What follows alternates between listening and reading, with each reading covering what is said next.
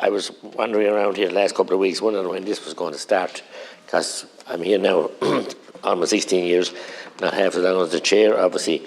But this every year this happens. There's legislation just turns in, and we're expected to speak to it and to deal with it and try to hopefully get amendments to it. And this is just a terrible practice. So I thought this year wasn't going to happen at all because it's been so quiet and so bit eerie, really, to be honest, the last number of weeks, as far as from my point of view anyway. And here we go. It has started. So you launched this in here this evening, and with so many different pieces, you know, some very important, all very important, I say, but some that I'm very supportive of, and some that I wouldn't be. And what is it, the housing? Like, you can't, no wonder you couldn't build houses if the Department of Housing do their business this way. Because Rush legislation, as we all know, is bad, and there are defects. And I also say there's never a kind of a thought given to the unintended consequences. And so with this kind of a mixed bag and liquor salts that you have here this evening, anything could go wrong. And of course, it makes plenty of money for our Leonard friends across the river with the wigs going forward. But people will suffer in the meantime. Institutions will suffer.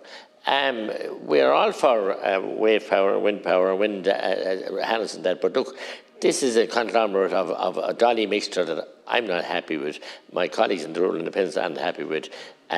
Committees, even very technocrats like my colleague here, Deputy O'Brien, they can't even cope with the amendments. There's no time for them in the first place, and there's no proper debate. So 1 hour for all this, as I said, dolly mixture, God knows the consequences, and I think it's a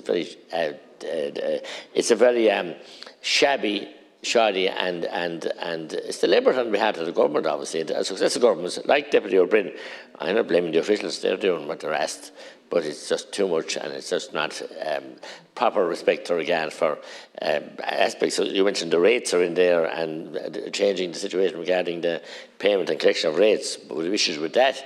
And no issue with people that were unable to pay them genuinely, but for people trying to evade them, you know, by season trading or whatever, and going changing companies. Yes, certainly we need to tighten up there. Also, I fully support the situation regarding elected councillors to be able to be replaced, and the replacement have fully. I welcome that, but you just couldn't possibly tease all this out in an hour, not even in maybe 10 or 12 hours, and at different segments. But this is ridiculous. Thank you.